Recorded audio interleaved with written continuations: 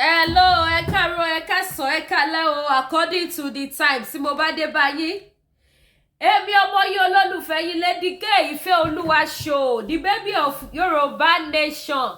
Ìyá aláṣọ, latest ìyá aláṣọ in town. Èmi ni mo tún ti bá yín gbede o. Ṣẹ́rí lèyí tí mo gbé wá, ẹ jẹ́ ká máa jó ká máa yọ̀. Níwọ̀nba ìgbà tí bàbá Adeboye tí wọ́n ti lè ṣe ohun tó tọ́ yìí, tí wọ́n ní anointing, irú kọ̀máǹdì tó tó yìí lọ́wọ́, ẹ jọ̀ọ́, what are we now waiting for? Ìbéèrè tí ó fàjà, what are we still doing? Kí là ń dúró dè tí gbogbo wa, gbogbo ọmọ wọn Nàìjíríà, tí ẹ jẹ́ ká lọ sowọ́pọ̀ pẹ̀lú bàbá bàbá Adeboye, sorry. Ó yẹ kí gbogbo ọmọ wọn Nàìjíríà pátápátá, jákèjádò gbogbo àgbáláyé, ní gbogbo bí tí ẹ bá wà, ó yẹ kí gbogbo wa lọ sowọ́ papọ̀ ní pẹ̀lú bàbá Adeboye. Níwọ̀nba àgbà tí bàbá Adeboye ní agbára tó tó yìí, tí wọ́n ní nǹkan tó tó yìí, tí wọ́n lè lò fún gbogbo ọmọ Yorùbá, fún gbogbo ọmọ Nàìjíríà, ọmọ Yorùbá bó ti ẹ̀dá, àtọmọ Yíbò, àtọmọ Haúsá, àtọmọ Tápà, kò yẹ ká dẹ̀ jókòó tẹ́tẹ́rẹ́tẹ́ wá raṣọ o. Kò yẹ ká ṣe kí ni mo pè é, kò yẹ ká jókòó tẹ́tẹ́rẹ́tẹ́. Ẹni tó bá mọ̀nà ló yẹ kí gbogbo wa tẹ̀lé. Ẹ jẹ́ ká kúrò ní ìdí ìgò, mo fẹ́ kẹ́ máa wá aṣọ dáadáa ni o. Ẹ jẹ́ ká kúrò nídìí ìdò, àbí kí lẹ máa ń pè é, nídìí ìdò, ẹni tó mọ̀nà ló yẹ kí gbogbo wa tẹ̀lé. Bàbá Adeboye mọ̀nà. Bàbá Adeboye ní power of authority, wọ́n ní power of control, wọ́n ní power of miracle, wọ́n ní power of gbogbo ẹ̀ that can help us in Nigeria. Why do we refuse? Èyìnbó is not my language. Ṣé mo gbà? Why do we refuse to follow Baba Adeboye when Baba have such a power? A power that can control something, and that thing will do what? It will be controlled. When Baba Adeboye controls something, it will work. He have the remote control. He have the power of authority. He have everything. He have money. He have gbogbo nǹkan. He know as they talk to God, and God is with him 24 hours. He eat, he drink, he sleep with God. And he have the power to tell God, say, God, this is what we want in our country. And that thing will do what? It will come to pass. Now, let me tell you, my people, something. This one where I bring, it passed my power. And I want us to talk about this video. That is why, Timothy Gbe wá. Mo fẹ́ kí gbogbo wa pátápátá, gbogbo ọmọ wọn Nàìjíríà bá mi ṣe ètò yìí o. Ẹ ti mọ̀ pé ohun tá bá ti rí náà la máa gbé wá. Àdéhùn analyze ẹ̀. Ṣé mo pé nígbà kan, I'm one of those people that was shouting, Baba Adeboye má gbàdúrà fún wa mọ́. When Baba was saying, ìyà ń jẹ wá, Olúwa ṣàánú wa, and that ìyà continue to jẹ wá. That ìyà, it turn to double. Olúwa inú òkùnkùn la wà, Olúwa tàn mọ́lẹ̀ fún wa. Up to today, kò tí sí mọ́lẹ̀ nínú Nàìjíríà. Òkùnkùn bírímù náà la ṣì wà. And so many other things like that. Baba say, if you want to travel abroad, you don't need to collect visa, talk less of buying tickets. Just close your eyes like this, and you will see yourself in America. You will see yourself in whichever country you want to go. And I will use this opportunity to pass this announcement for those of you that want to travel out. Because now, America, until it feels that if you Nigeria the visa. Canada, one reviews that if you Nigeria the visa and see by. So, for those of you that want to go to America, come to Canada, please try to go and get link from Baba Adeboye, so that when you close your eyes like this, you will just see yourself, bam, in America. You can see yourself inside the airport of America, or in America. You can see yourself in Toronto, or whichever airport in Canada, or in Canada. No need to go to embassy that they will refuse to give you visa, or talk less of wasting your money. But I want you people to remember that Baba Adeboye, that tell you people that if you want to go abroad, you want to go anywhere, just close your eyes. You will see yourself there. Baba is using a helicopter. Baba is using private jets. So can we now say now Baba have turned to DJ YK múlẹ̀ gbẹ̀gbẹ̀? Ìbéèrè tí ó fàjà ni o, ẹgbà èbó mi bẹ́ẹ̀, it's not my language. Ṣé ká wá sọ wípé Baba has now turned to DJ YK? Somebody that used to tell us different something. And that thing, iye ṣe ìjẹwa, we are still suffering for it. Baba himself, he cannot go from Lagos to Abuja without taking flight. Oh. Baba will enter flight. He will not go by road because he don't want kidnapper to kidnap him. Now, Baba have now give us another revolution. Money revolution. Òyìnbó iná ní nǹkan. Tinubu ti ń bí mi báyìí, mi ìdẹ́fẹ́ fi ìbínú ṣe program. Mo fẹ́ fi ẹ̀rí ṣe. Mi ò fẹ́ tí bẹ́lẹ̀ ti ń bínú. Òyìnbó yà máa gba Ṣómólú. A máa gba Kútúwéńjẹ kò tiẹ̀ ní dúró ní Bàrígà débi tó máa pàdé ra wọn. Ó máa mórí lọ́dọ̀ Kútúwéńjẹ, ó máa mórí lé Kàṣàǹfààní. Now ẹ jẹ́ ká sọ báyìí. Now Baba tún ti wá fún wa ní Baba have now prophesied. Baba have now give us what? Baba have now give us another DJ YK múlẹ̀. Baba said if not because of him, by now everybody will be buying dollar 10,000. Ẹ̀pọ̀lọ́ tóbi lọ́ba. Baba said if not because of his prayer, I'll play the video, everybody will hear it, you will see the video. Baba said if not because of him, dollar ìbá ti wọ 10,000. My own is that why tí Baba wa bá wa ṣe kí dollar wà ní 200. Nígbà tí wọ́n ní power of authority, power of control, they have the power to control that dollar. Tí ó fi wọ 10,000 naira. Baba supposed to help us to control that dollar back to 200 because a lot of people is dying in Nigeria.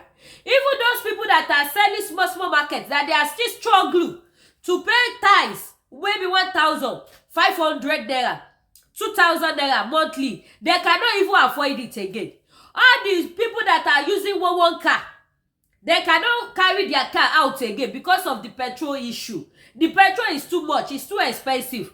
So why tí Baba wa bá wa ṣe kí wọ́n padà máa ta petrol yẹn fún wa ní 200 naira per litre nígbà tí Baba Adeboye tí wọ́n ní power láti control dollar? Ẹyẹ yọ ṣé ká gbé Ọlọ́run tóbi ni, ṣé ká máa yìn Baba Adeboye ni, ṣé ká sọ wọ́n di òṣàkúlẹ̀bọ nígbà tó lè fẹ́ dára wọn sọ pé tí ò bá ṣe àdúrà àwọn èèyàn tó gbàdúrà kọ́ ló yọ wá kúrò nínú òkùnkùn Nàìjíríà tó jẹ́ pé up to today iná Nàìjíríà tiẹ̀ ti wá worst finally. If I call my people in Nigeria, if I didn't see them online, I call them direct. Their phone is, the number you are there is already switched off. Please try again later. And Baba keep on saying, Oluwa yọ wá kúrò nínú òkùnkùn. And that òkùnkùn have turned to double for us in Nigeria now. No light at all for Nigeria again. Baba say close your eyes. You will see yourself in ìlú òyìnbó or wherever you wish to go. And Baba is entering private jet. Baba is carrying copter up and down. He have private copter. He have private jets. Baba is using it. And then Baba is not telling us now. I was just asking my people because I don't want to do kidney. I want to remain Omoluabi because the year is going to an end.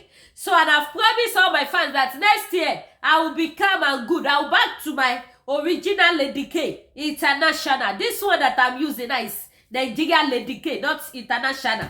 Now, I want to ask Baba, is a question o tí ó fàjà o. Why tí Baba bá wa ṣe? Why tó jẹ́ pé when Baba say he's praying on something, that is when we continue to suffer for that thing. Now, Baba say, if not because of his prayer, dollar will now, by now, dollar will be 10,000 naira. $1 will be $10,000. Baba, why did you like to just give us mule, DJ YK? Let's hear this video from Baba. Is it compulsory? You must come outside and tell us what cannot happen. You will say it will happen. Is it compulsory? Ṣé dandan ni Baba? Ẹ kàn ṣá sọra yín di DJ YK. Ọwọ́ ń gba yín sọ gba yín sí bí ọwọ́ mú yín ṣeré lórí TikTok. Ìyá Baba jẹ́ ká gbọ́rọ̀ láti ẹnu Baba Adeboye o. Áńgẹ́lì tó jẹ́ ká wà bá ṣe wà tí yà ń jẹ wá tí gbogbo nǹkan wọ́n gógó tẹ́bi ń pa àwọn èèyàn tí ò sówó tí ò sóúnjẹ.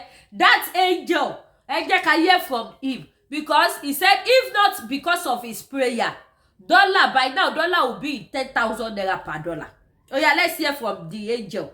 Angel of God that tell us story. Angel of God that shaking the ẹ bá mi parí orin yẹn mi ò gbé bò. Before our president came in, everybody knew that the major reasons why we were having financial problems, we'll be having it too before he came in,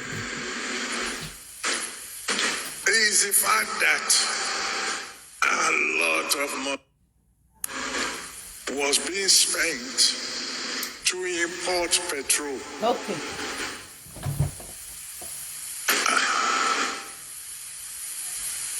How can we be importing petrol? We have this in abundance here.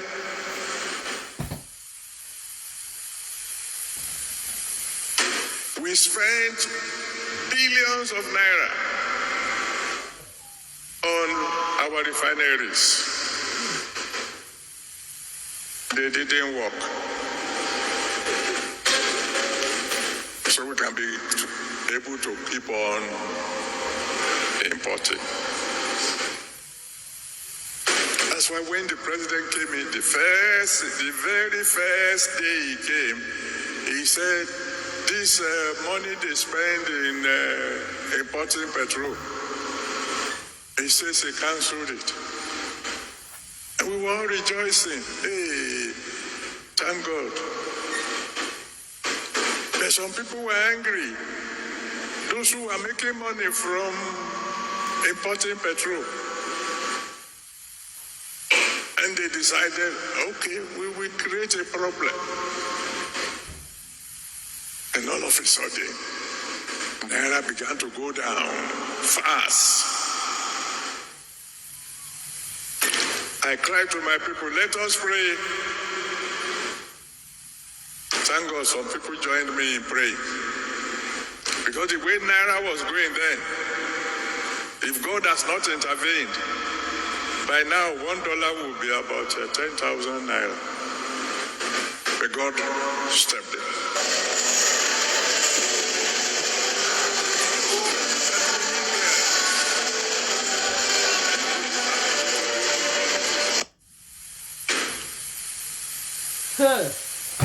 Before our president, Baba Adeboye. So you are now telling us that ẹ̀yin lẹ bá wa ṣe prayer pẹ̀lú àwọn tí wọ́n join yín in prayer tí dọ́là ò fi wọ 10,000 naira per dollar. Baba, why do you like to múlẹ̀ fún us? Before Tinubu wọlé the president, dollar is not up to 1,000 naira. Kí Tinubu tó wọlé, dollar wọ 1,000 naira. It was 700, 600. The dollar was even frustrating then. If you go up, you come down. Go up, come down. Go up, come down. That was bí dollar ṣe then. Kí ni Tinubu wọlé fún tán? Ọmọ yín tẹ́ ṣàdúrà fún. Ọmọ yín tó ṣèdí bẹ̀bẹ̀rẹ̀ tẹ́lẹ̀ lè lọ fi lẹ̀kẹ̀ sídìí ẹlòmíì. Things turned upside down. Finally. Tinubu wọlé tá ìwọlé dollar wọ 2,000 naira per dollar. As I'm talking to you today, November 16, 2024, dollar is almost 1,800. Almost 1,800. We are still in November, until what December. And everybody know that during December period, dollar man lost okay. Why tí ẹ bá wá ṣe prayer yẹn ito ló fi gbọ́ àdúrà yẹn látẹnu yín tí ó fi wọ 1,000. Why tí ẹ bá wá ṣe prayer yẹn kó wà ní 500 naira. Why tí ẹ bá wá sọ fún Ọlọ́run, since you have the power, you have the key to open the door to the heaven for anybody that wants to enter. Why don't you use that power, that key, to help us to kill that dollar? Kẹ́bá wa tilẹ̀kùn mọ́ dollar yẹn kó má wọ 500 naira. Ó tiẹ̀ wá pọ̀ jù kó wà ní 500 naira. Why tí ẹ bá wa ṣe bẹ́ẹ̀ bàbá Adeboye?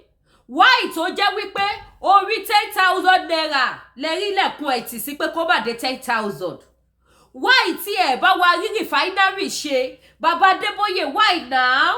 Ṣé ká sọ wípé age ló sọ yín di JYK múlẹ̀? Ẹ ti dàgbà jù náà. Mo ṣàrí ní birthday bàbá wa Oyedepo. Mo dẹ̀ rí pé yín gan tún yọ̀ǹgì jọmọ ọlọ́jọ́ bí lọ. Ẹ dúró ore. ọmọ ọlọ́jọ́ bí tó jàbúrò yín ó dàgbà jù yín lọ ó gbọ́n jù yín lọ ó ti di bàbá dẹgẹjẹgẹ ẹ̀yin sì stand right ẹ sì dúró re why tí ẹ wá bá wa wá solution sọ̀rọ̀ refinery ẹ nígbà tí Tinubu máa wọlé wọn ò rí refinery kankan ṣe ní Nàìjíríà but once tí Tinubu ti wọlé refinery ti bẹ̀rẹ̀ sí ní ṣiṣẹ́ ní Nàìjíríà refinery tó wá ṣiṣẹ́ kí lè rí ẹ̀ kí ni outcome refinery kí ló ti bẹ̀ jáde ṣé ayọ̀ ṣó ti bi refinery yẹn jáde fún wa ní ìlú Nàìjíríà ṣé ohun tá à ń bá yín sọ ṣé òun lẹ̀ ń sọ yìí à ń sọ fún gbogbo ẹ̀yin àgbààgbà wípé kẹ́ dìde kẹ́ wá solution bí ìran Yorùbá ṣe máa bọ́ lóko ẹrú gbogbo pásítọ̀ tó lẹ́nu jù ní gbogbo àgbáńláyé ọmọ Yorùbá ọmọ ògidì Yorùbá nìyí ẹ̀ ń ṣọmọ àlè gbogbo àwọn top pastor all over the world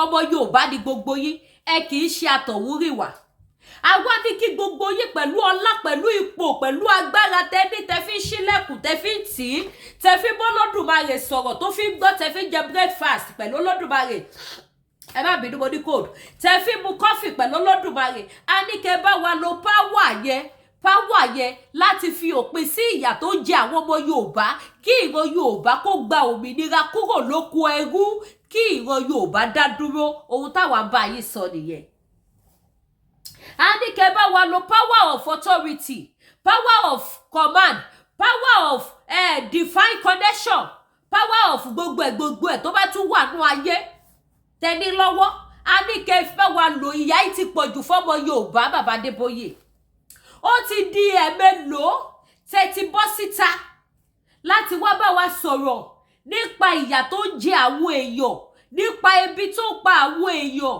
hospital kábíyèsí o bàbá Adébóyè why you mo try láti control ara mi ni o why you sir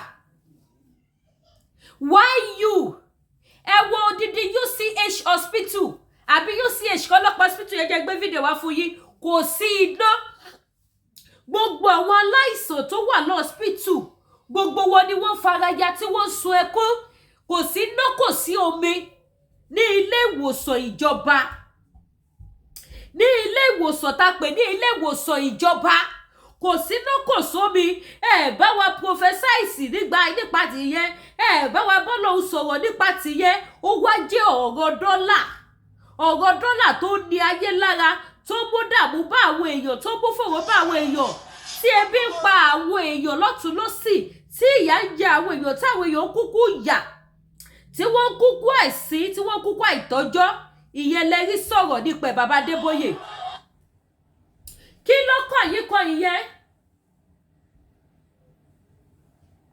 kí ló kàn yín kan yẹn ṣé ìyẹn là ń bá yín sọ ni èyí tó yẹ kí òkó bó yín kẹ́ bá wa bọ̀ bá wa bọ̀ èyí tí ó kàn yín lọ́wọ́ tí ó kàn yín lẹ́sẹ̀ òun lẹ ń dá sí bàbá Adébóyè kí ni ti yín pẹ̀lú yẹn ìbéèrè ni o tí ò fàjà o bàbá mi ò bá yín jà o I was just asking question it's just ìbéèrè àwọn èèyàn kú lọ́tún lọ́sì làwọn èèyàn ti kú ìyà burúkú ń jẹ àwọn èèyàn ìyà ń jẹ àwọn èèyàn ìbáwọ́ wá solution sí gbogbo ẹ̀yin àgbààgbà pásítọ̀ gbogbo ẹ̀yin tẹ́ lami láká kí gbogbo yín sowọ́pọ̀ kẹ́ wá bí ìran Yorùbá ṣe máa bọ́ kúrò lóko ẹrú kẹ́ wá bá ṣe máa gba òmìnira ṣé bá ṣe máa bá lónìí ẹ wo pláàni burúkú tó ti wà fún 2025 ohun tá ti gbọ́ lọ́tún lọ́sì òun ni pé 2025 ó máa lẹ́tìkẹ́ ju 2024 lọ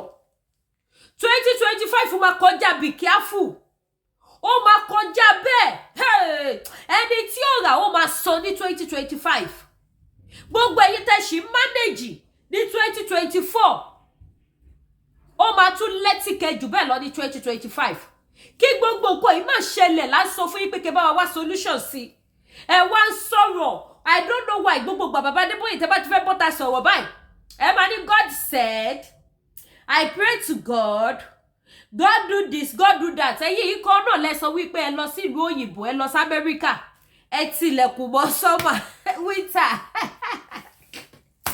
bàbá Adébóyè ẹ gùdù gan níbi díje wáìkè o mo fẹ́ lè sọ pé nǹkan tọ́lọ́run fi pè yín nìyẹn because tọ́lọ́run ò bá pè yín DJ YK yìí máa gba master degree á gba PhD tẹ máa fi múlẹ̀ ní ìgboro ayé kò ní sunwọ̀n rárá ẹ máa bad dress burúkú nínú ayé òun lọ́lọ́run ṣe pè yín kò dẹ̀ lè tán lára ọmọ ọba kó má kú dànsákì òun làwọn itẹ́ múlẹ̀ nínú iṣẹ́ ìránṣẹ́ yìí ẹ má bínú ẹ̀yin rìdímà òun làwọn itẹ́ ìṣe kíni tẹ́ ẹ mú sílẹ̀ nínú iṣẹ́ ìránṣẹ́ ẹ̀yin kan lẹ́lẹ́ lọ sílùú òyìnbó tó jẹ́ pé tó bá ti tásìkò yẹn déètì yẹn kì í yẹ̀ sọ́mà yẹn máa wá lásìkò sọ́mà winter máa wá lásìkò winter kò sí ni ẹ̀yin ní ẹ̀yin wá sọ fún Ọlọ́run wípé gbogbo ìtẹ́fẹ́ lò nínú òyìnbó yìí o kò gbọ́dọ̀ sí winter sọ́mà ló gbọ́dọ̀ wà pé gbogbo oṣù dẹ́dẹ̀ ló bẹ̀ kò sí winter wípé gẹ́lẹ́ tẹ kúrò níbẹ̀ báyìí tẹ wọ fúláìtì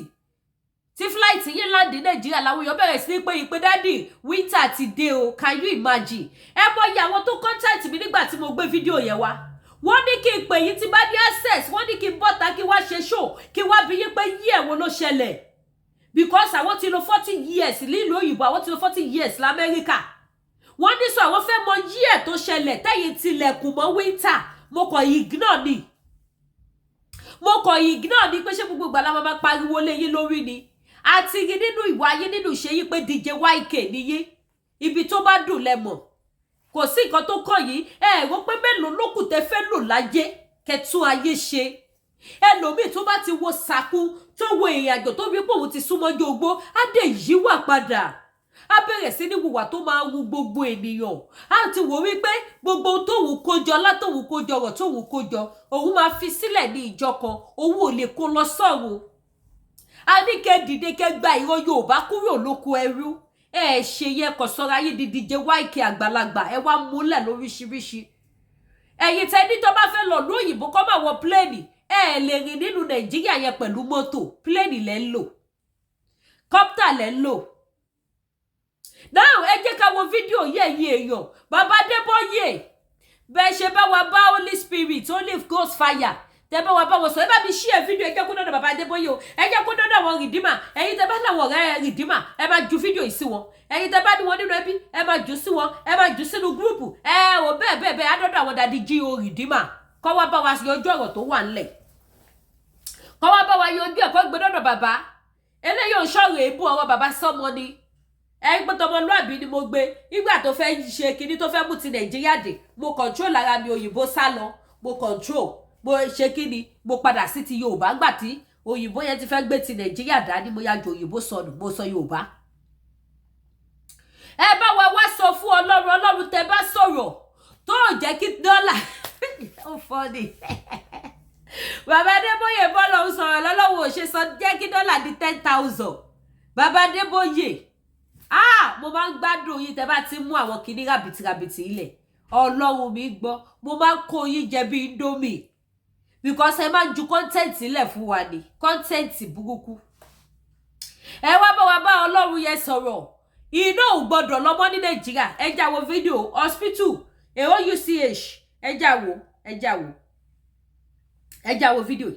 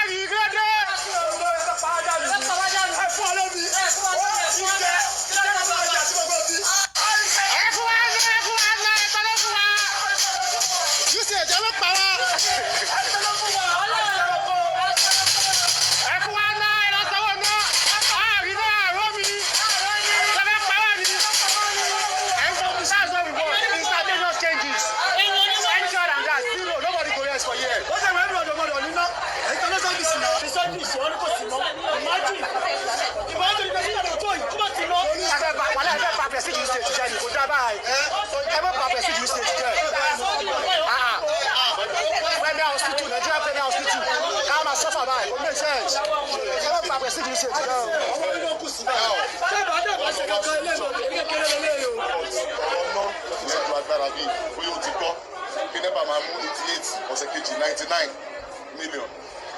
So káwa náà bára wa sùn tọrọ ẹgbẹ́ ẹ̀ka pariwo sí òní àwọn Abuja tó sọ pé wọ́n máa fún usage ni wọ́n máa fún gbogbo hospital ní 50% tí wọ́n lè ṣe tó ti yẹ yíra tó ẹ calm down ọ̀rọ̀ wọn. ọ̀sán àti wàlúwẹ̀ ṣé iná yẹn ń pa lọ kó sàlọ́ ní extent ní ìgbẹ́ ẹ̀ oṣooṣù. ibi ìgbà wọn máa mọ́ mi ṣẹ́bẹ̀ tó ń bí every month. pápá omi omi òní sóyún ṣọ́ọ̀tà là ń rà. abẹ́ ìgbẹ́ lẹ́nu àwọn èèyàn ní 99 ọlọ́pàá pépà every month.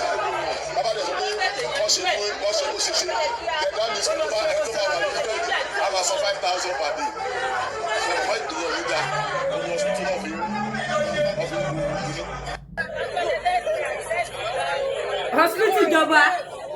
hospital ìjọba wọ́n sọ 99 million owó náà lóṣooṣù. no electricity no light kí ló dé ẹ̀yẹ jókòó bẹ́ẹ̀ ń pera yín wáyé pé wọ́n ti lay down the table stop killing people here.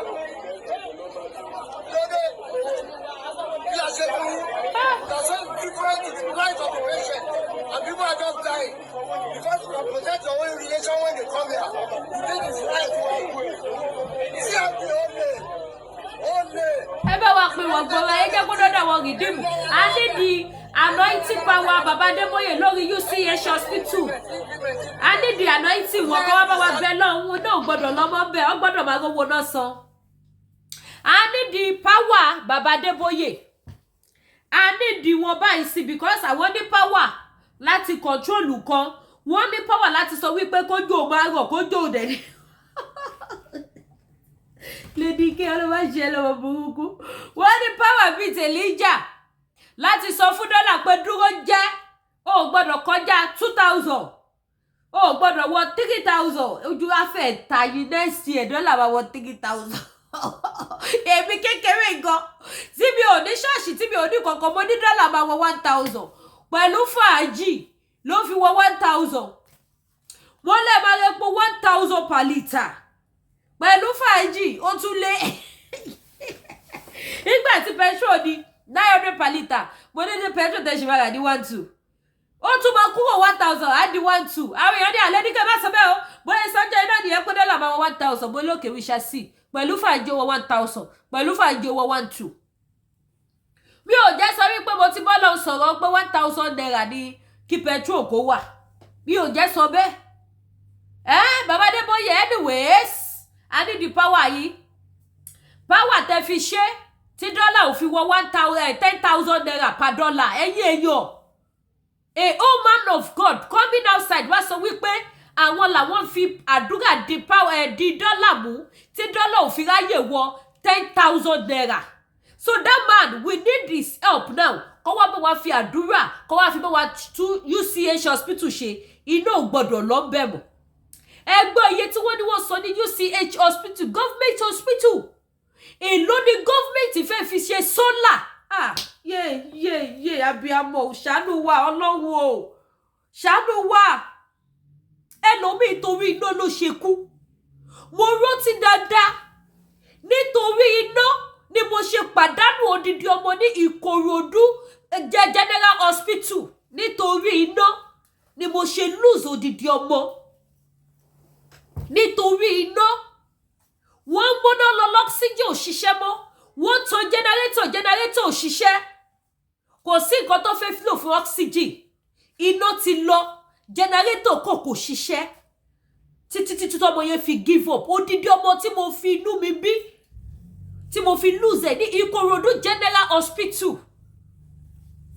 ẹ wá wo àwọn aláìsàn tó wà ní UCH hospital ẹ wo àwọn tó máa nídìí hospital iná tó máa nídìí oxygen ẹlòmíì gbogbo irinṣẹ́ tó fi treat ẹ̀ wọ́n máa plug ẹ̀ mọ́ná ni kò wá sí iná àwọn tó dé jẹ́ ọ̀gá ní UCH hospital àwọn ń tọ́nà surface ẹ wá gbọ́ nǹkan tó bọ́ta wá sọ wọ́n ní 99 million naira is that true? How can it be? ṣó possible kó máa sọ 99 million naira lóṣooṣù ta ni wọ́n sọ fún ìjọba wo ló ń gbà lọ́wọ́ ọ̀rọ̀ burúkú tòun tẹ̀rín ọ̀rọ̀ burúkú ni Lady K fi bọ́sikẹ́ ọwọ́ ní táwọn bá ní pé káwọn máa tọ́nà fún wọn all the time a patient kọ̀ọ̀kan máa sọ 5,000 naira per day fún iná Kí ló kó sí ìjọba Ministry of Health mo sì máa wá ṣe program lórí fídíò máa wá sì ṣe live program lórí ẹ̀. Ministry of Health, your attention is needed. Kí ló kó sí wọn kí wọ́n ṣe solar kí iná máa wà ní hospital 24 hours. Tí iná bá jẹ gbogbo ará ìlú níyà kò yẹ kí iná kó jọ àwọn aláìsàn tó wà lórí sick bed. Ẹ bá mi share fídíò yìí. Kò yẹ kí iná kó jẹ wọ́n níyà. Bàbá Adeboye ẹ jọ̀ọ́ ẹ bọ́ síbi ẹ wá bá wa gbàdúrà a nídìí yín. Nígbò jẹ́ pé ẹ̀yin lẹ ní kọ́kọ́rọ́ àdúrà $10,000 per dollar. Ẹ̀yin lẹ ní lọ́wọ́. Ẹ̀yin lẹ ní kọ́kọ́rọ́ winter lọ́wọ́. Ẹ̀yin lẹ ní kọ́kọ́rọ́ díjú ẹ báyìí kó travel. Ẹ̀yin lẹ ní lọ́wọ́. Ẹ̀yin lẹ ní kọ́kọ́rọ́ Olúwa yọ wá kúrò nínú òkùnkùn ní Nàìjíríà ìyà yìí pọ̀ tí yà ò dẹ̀ dópin ta dẹ̀ wá nínú òkùnkùn sí ẹ̀yin lẹ ní lọ́wọ́. Ẹ tún wá bá wa fàdúrà yanjú eléyìí. Gbogbo tá à ń pe gbogbo ẹ̀yin olówó ọlọ́lá gbogbo ẹ̀yin ni bí ẹni èèyàn bí èèyàn tẹ́ wà nílùú Nàìjíríà fún nìyẹn wípé ẹ jẹ́ ká dìde ẹ jẹ́ ká gba ara wa kúrò lóko ẹrú. Ìjọba ìlú Nàìjíríà wọn ò rẹ́dí àti ẹ̀pù aláìní wọn ò rẹ́dí àti ẹ̀pù àwọn tó kù díẹ̀ káàtó fún. They are not ready to help. Ẹ jẹ́ ká dìde ká gba orílẹ̀-èdè wa. Ní ìgbà tí mo dé láti Abuja ní 2021 nígbà tó di December 13 mo dé ìlú Ghana. December 13 mo dé ìlú Ghana. Mo wà ní hospital mo ní gbogbo fídíò hospital mi lọ́wọ́ o. Wọ́n admit mi sí hospital ní Ghana inú ìṣẹ́jú kan. Gbogbo 3.5 months tí mo lò ní ìlú Ghana inú ò lọ seconds. Ọmọ mi kékeré ní àjọ wà ní Ghana mo mọ́ yẹn dání mo ní mi ò fẹ́ fi sílẹ̀ mọ́. Ọmọ mi kékeré ọmọ yẹn ní láti máa sọ fún mi pé mama kò sí nǹkan tó jẹ́ up nepa down nepa pé àtijọ́ ta mà ti débi báyìí náà máa lọ. Mo ní bá ṣe rí nìyẹn o kọ́ lọ kó gba ilẹ̀ wa fún wa ara nǹkan tá à ń jà fún náà nìyẹn. Iná ṣe pàtàkì ó ṣe kókó. Ẹ wo àwọn tí wọ́n lọ pa ní Èrúwà òkùnkùn ló fi bojú tó fi lọ pa gbogbo àwọn pípù yẹn dànù.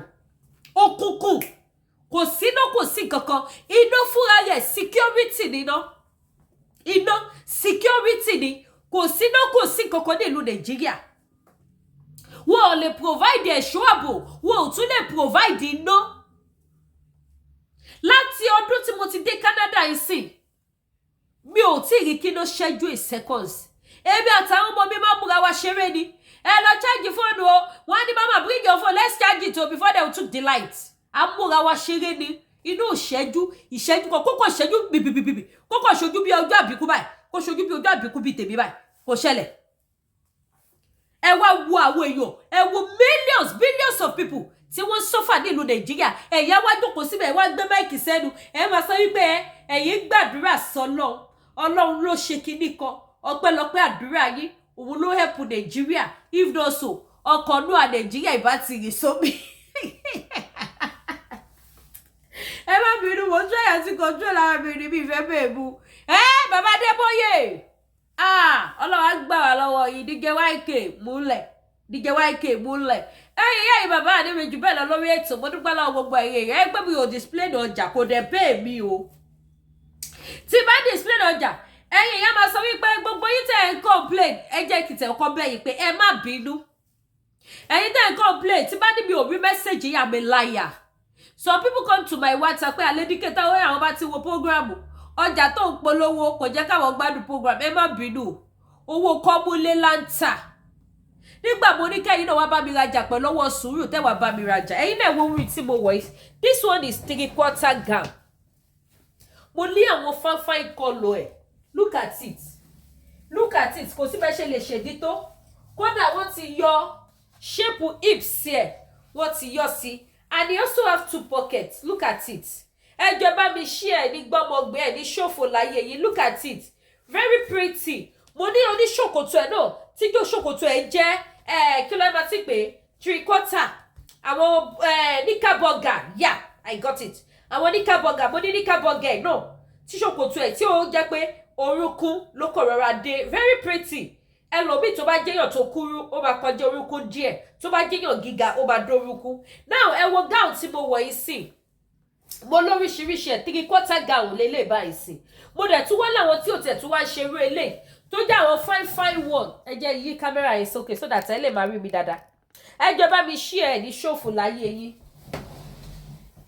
wọ́n wù ní mo láwọn búbù tó fine mi ò dẹ̀ tà wọ́n lówó púpọ̀ because mo fẹ́ kẹ́ tètè bá mi rajà kí n lè rówó ṣọ́ra ajé ẹjọ́ gbogbo ayé lédíkè bá mi tọ́jú ọjà ju 3 days mi ò lágbára ẹ̀ o mo máa ń sọ all the time mo ṣe bẹ̀rẹ̀ ọjà ni èyí tí bá tà òun náà ni màá ṣàwó ẹ̀jọ̀ tí màá fi ọ̀dà ẹ dẹ̀ mọ̀ pé tí bá ọ̀dà kò ń ṣọ̀rọ̀ 2-3 weeks kó tó dé bíbà kò ń ṣọ̀rọ̀ 2-3 weeks ó máa pẹ́ kó tó dé mo dẹ̀ fẹ́ tajà ọdún so ó túmọ̀ sí wípé mo gbọ́dọ̀ tètè ọ̀dà ọjà kí lè rọ́jà ọdún tà so ẹjọ́ torí ọlọ́wọ́ ẹ̀yin mọ́mì mi ṣe rí lọ́wọ́ ìsìn mo tẹ̀ wá tí wá ti sọwọ́ ẹ̀ lẹ̀ pátápátá mo tún ti wá sọwọ́ ẹ̀ lẹ̀ mi sọ fún yín I'm good in this business I'm very good in this business so because I've been doing it more than 18 years so I know how to roll when it comes to this business kataja aṣọ so now look at this one as you are seeing it this one is bubu ó níwájú àtẹ̀yìn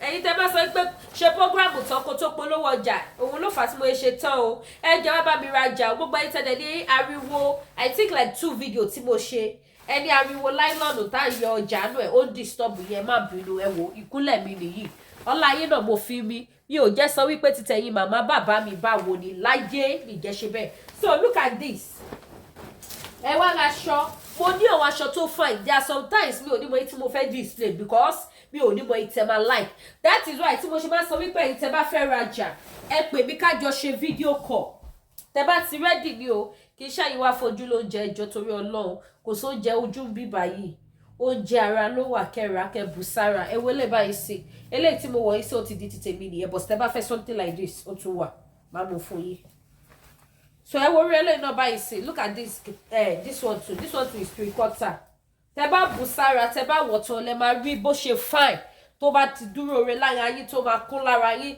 tó bá jáṣọ tó máa búbù ní ẹ mo wà available tó bá jẹ́ àwọn kaftan gown mo wà available look at me owó ló ń ṣòjòrò mi ò dẹ̀ yáwó so òun nìyí òun ní ẹ wò báyìí so mo ní wọn lóríṣiríṣi mélòó ni mo fẹ́ display mélòó ni mo fẹ́ display bí mo ṣe ń display ẹ̀ náà sí gbogbo tí mo show yìí sí mo máa tún ṣe kí ni mo tún máa ká padà ọtí ń pè mí wọ́n fẹ́ rajà nìyẹn èmi àti wọ́n ti sọ̀rọ̀ tẹ́lẹ̀ ó yá ẹ wò báyìí aṣọ yìí ká ní mo ní irú kọ́lọ̀ ìpé méjì ni màá ti mú ẹyọ kan bẹ̀ but mo ní àwọn other colours náà èyí tẹ́ bá like colour ká ní mo ní this particular colour pé méjì màá ti mú ẹyọ kan but mi ìfẹ́ àwọn aṣọ tó bá ti jẹ́ pé kọ́lọ̀ ẹyọ kan ẹ̀ ni mo ní kí wá mu because àwọn tí mo ti mú àwọn èèyàn wá fún àwọn dark colour tí mo wọ̀ yẹn gangan làwọn èèyàn béèrè fún tí bá dẹ̀ ti wọ̀ sọ́rùn mi ò fẹ́ ta fẹ́ anybody mọ́ sórí eléyìí sí yìí tẹ́ bá fẹ́ mo ní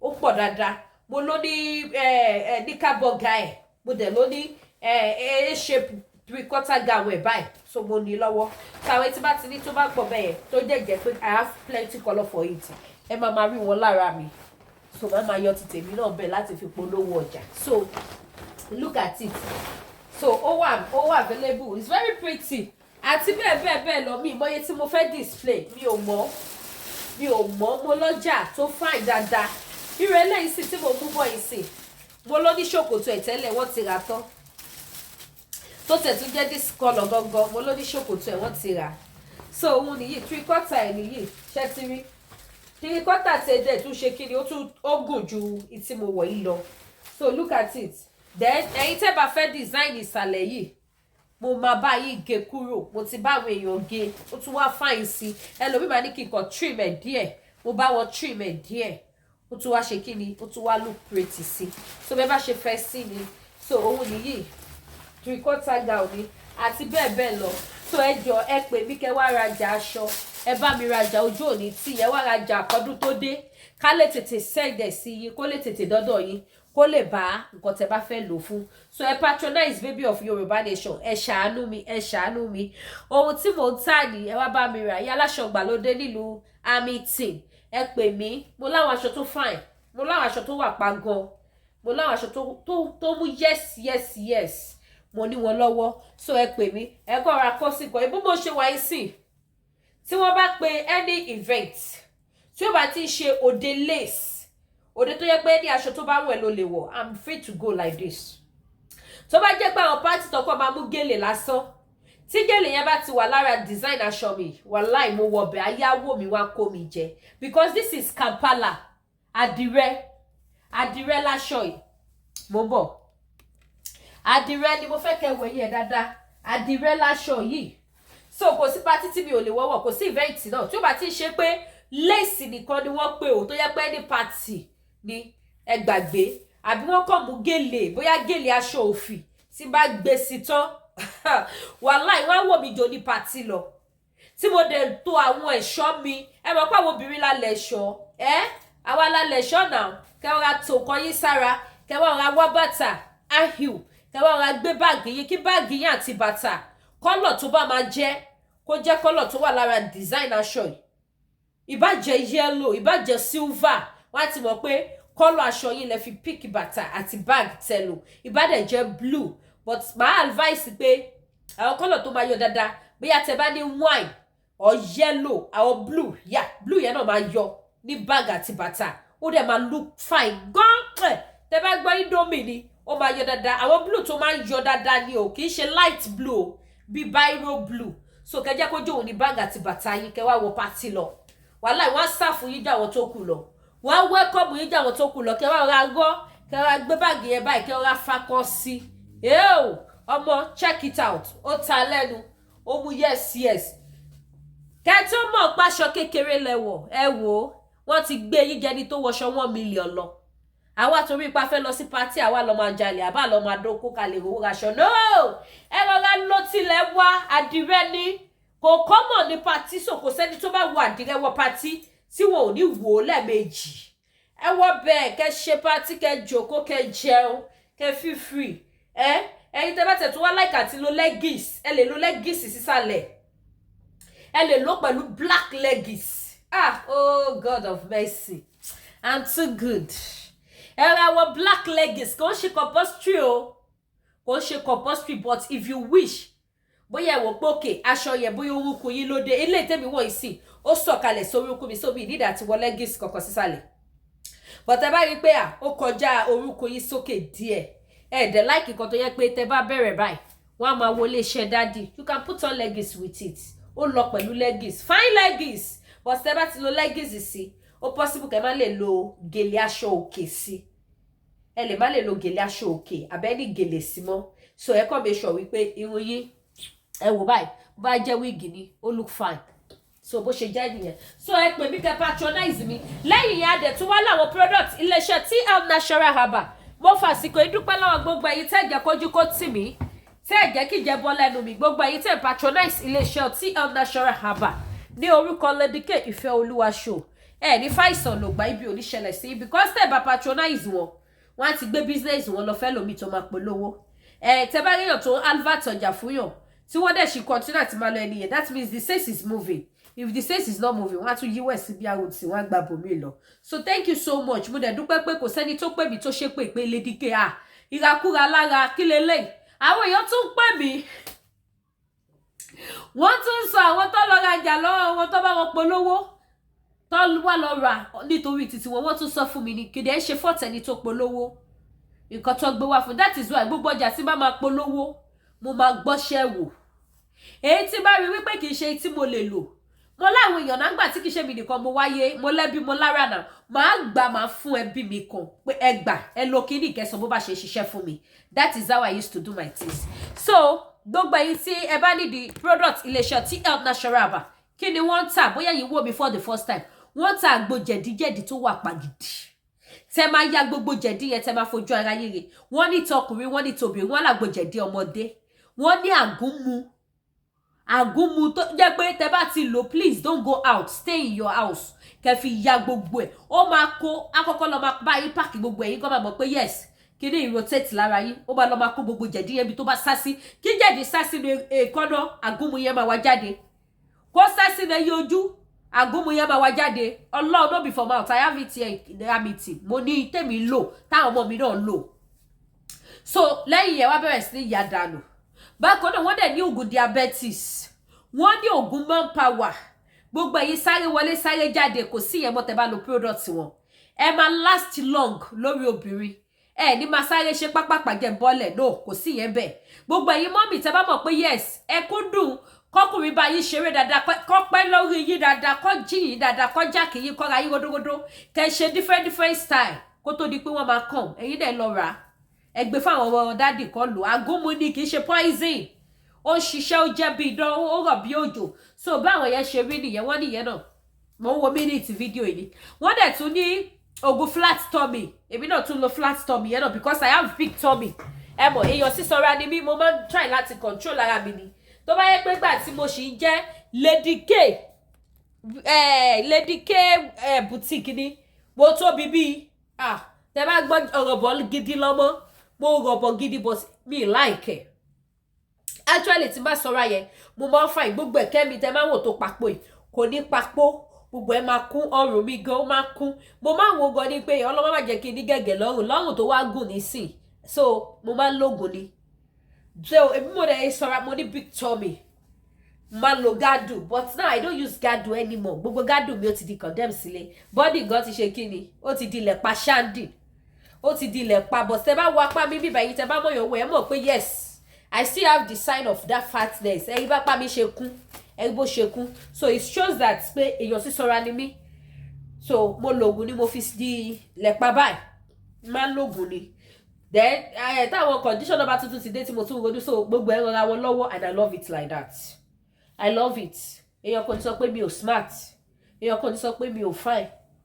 níbo kò jọ so ẹ wá ra flat tummy agúnmu oyin lẹ máa fi mix ẹ bá ti bù sọ́wọ́ báyìí ẹ foyin mix ẹ wá la ìjọ tẹ bá ti lọ ẹjọ má bọta o ẹ wà nílé yín o because ẹ máa ya gbogbo fàtì yẹn a máa kó gbogbo fàtì kun yín gbogbo kun yín tó le bí gbá àbí tó yẹ ṣe bí mo ṣe ń tẹkùn mi ẹlòmí ò lè price kun ẹ bí mo ṣe bukun mi yìí ẹlòmí ò lè ṣe kun ẹ bẹ́ẹ̀ láyé ó lè kàkàkà síbẹ̀ ni but look at me today I can press my tummy as much as I like ọpẹ́lọpẹ́ agúnmu tea of natural herbal tí bá ti ọra mix ẹ pẹ̀lú oyin báyìí mo máa la ni màá filẹ̀ tẹ bá dẹ̀ ti lọ ẹ má jẹun ẹ jẹ́ kó ṣiṣẹ́ tán kó kó gbogbo ọ̀rá yẹn á pààkì gbogbo ọ̀rá tó wà ń kún yín ó máa yà yín lẹ́nu pé ṣé ikùn yín ni gbogbo nǹkan tó ń jáde tí jáde ọlọ́run ọba ń gbọ́ tẹ bá lò so ẹ pè mí lẹ́yìn èyí tẹ bá fẹ́ lo body cream tó dáa iléeṣẹ́ Danari skincare ẹ wo àṣírí ẹwà mi ẹ jẹ́ kó wá lórí tébù ṣẹ́tírí